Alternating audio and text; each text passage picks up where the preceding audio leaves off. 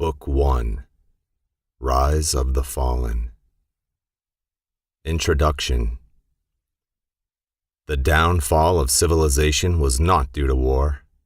It was not a meteor from space, as many had predicted it would come about either.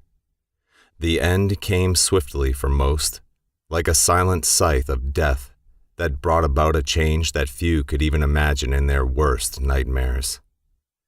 Everyday normal lives throughout the world were stripped of their hopes, dreams, and their last breaths. There were millions of dead in the streets from a plague that spread like wildfire.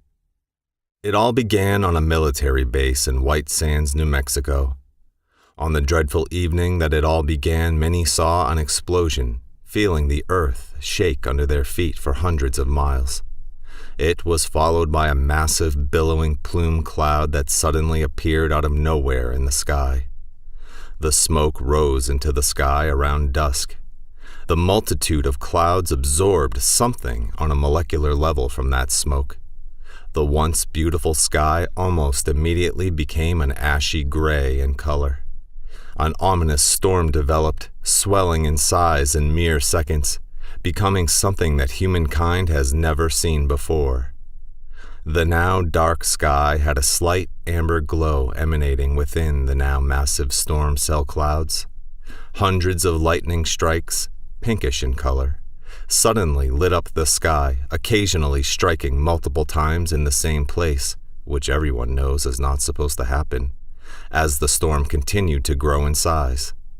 Those watching from towns or cities that the storm now enveloped in its several hundred-mile span rightly expected something horrendous was about to occur.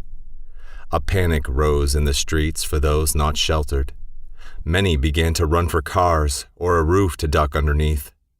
Several, gazing up at the sky, dumbfounded, found themselves knocked down and trampled. The sky became suddenly bright, as large chunks of hail began to downpour like miniature comets. The hail appeared to be made of a pinkish ice and fire at the same time. Everything that the hail came in contact with burst into pink flames, including the people still in the streets. Roofs lit up as the fire thrived, absorbing energy from whatever it burned. The consuming fires were impossible to extinguish, as many tried. The fires became innate a few minutes after making contact, seemingly starved of whatever it required to burn endlessly. Those that were the safest were in vehicles or enclosures made of metal or stone, which the hail simply deflected off of, leaving only a small ding here and there. The fire did not have the capacity to set those ablaze like it did absolutely everything else. An hour passed before the hail came to an end. The electricity, phone lines, cell towers, and all other forms of power or communication were completely unusable in what became a dead zone in that storm. Only handfuls of the many civilians that were onslaught by the storm remained alive after the first hour. The amber glow in the sky changed to a pale blue glow surrounding the ashy sky and clouds. Those still among the living thought the storm would finally subside, now leaving them with a lifelong fear of bad weather. A light rain began to fall, retaining some of that pale blue glow from the sky. Rather than remain a liquid creating a torrential flood, once the drops made contact with anything solid, they evaporated, seeming to vanish before the eye. Within minutes of the downpour, those in vehicles or houses with openings to the outside air began to notice a sweet odor. The smell was similar to that of antifreeze. Only a few hundred had the instant thought to cover their noses or block vents with something to filter the air. The once oxygen-rich air became intoxicatingly hard to resist. Whatever it was that many continued to breathe in took control of part of their brain. It shut down normal thought processes. Within seconds, they started convulsing until their hearts completely stopped. They came back from the dead moments later, as electrical currents firing on a massive scale in that air made their brains somehow capable of controlling a body that no longer pumped blood naturally. However, they were no longer themselves or had any rational thought. The moment they opened their now slightly glowing pale blue eyes, they were filled with a violent rage and a hunger for blood and flesh. The recently dead in the streets were also afflicted in a similar manner, only they seemed slower in movement. At first, many attacked others that were also infected out of blind rage. Then they somehow became oddly self-aware that they shared a similar bond regardless of their bloodthirst.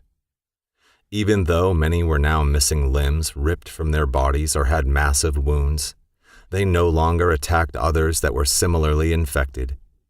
The blood oozing from their bodies became coagulated in seconds. Family, friends, and loved ones saw those they thought deceased move about as if by invisible strings. Due to the shock, among other things, very few uninfected survivors were swift enough to mentally realize the danger. Very few found the ability needed to incapacitate the infected without being bitten in the process. A few lucky ones were simply alone and kept themselves hidden at the time. Of those that did live, only 20 were able to flee from the hordes of creatures that swelled within the streets seeking their next meal. Those lucky few were met by military personnel who had quickly erected massive borders and checkpoints around the area. They were quarantined to make sure they had not been somehow exposed. There was only one individual who actually found a way to evade military confinement. To this very day, he does not like to speak of that day the fallen rose to walk among us. It was from him that I later learned the details of what actually happened the day it all began. The media coverage that night told the public that a nuclear reactor had exploded at a location which was about 100 miles from the actual explosion. The government gave a speech saying that the large area affected by the explosion was now under complete quarantine. Supposedly, it would be a matter of time with the right gear before the exact details of the cause could be determined. They were also unsure what effects it would have on the population in nearby areas until an inspection was made. The media repeated for about a week that if any survivors were found, they needed to be examined for exposure, given medical attention if necessary, and moved to a safe area, supplied with all necessities for this type of national disaster. Anyone who knows how the government works are more than aware that many of the details given to the media to pass on to the public in national disasters or major crimes usually contain only a small part of the truth, while holding back the full scope of the facts.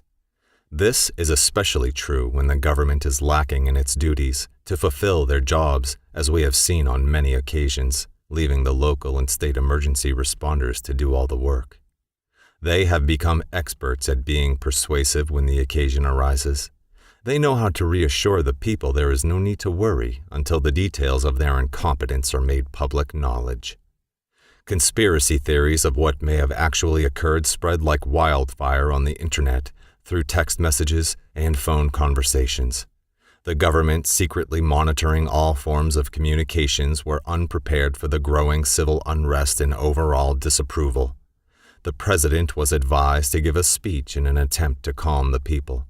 They suggested he assure the citizens while advising them to stay calm in this time of great despair.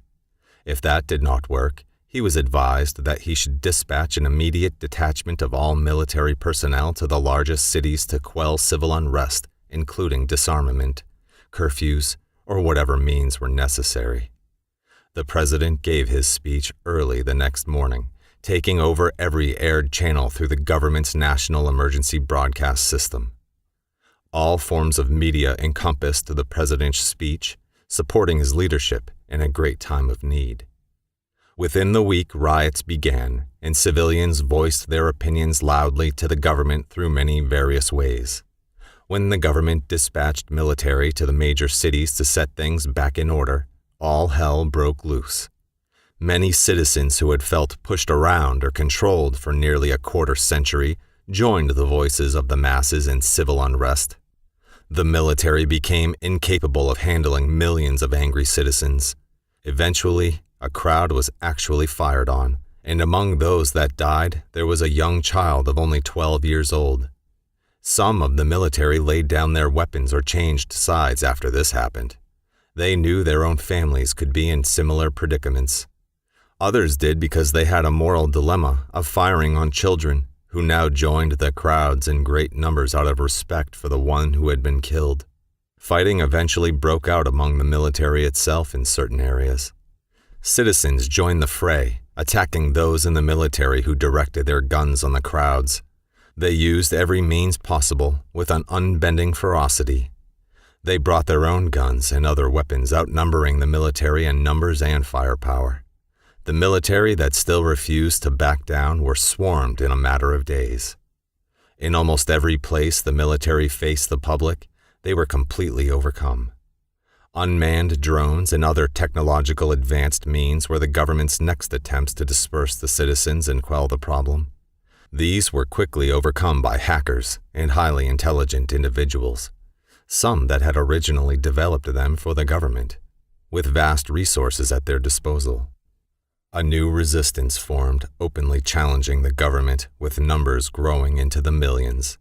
Any who continued to wear a military uniform or were a known political member of the federal government were deemed enemies of the people. High members of the government, including the White House, decided it was in their best interest to leave the United States in its current state to seek assistance in military power from foreign allies. The media was quick to show an alliance with the people. They clearly stated that any misinformation the government had given them was no way their fault in the off chance the public should direct their anger on them, which in some cases it did. The media put out the word that the top officials had abandoned the White House while broadcasting sad stories of citizens who had lost their lives. The military that had been guarding the large quarantined area of the initial incident while not partaking in the Civil War chose to disperse into the night. They returned to their families, secretly stashing away their uniforms like discarded trash.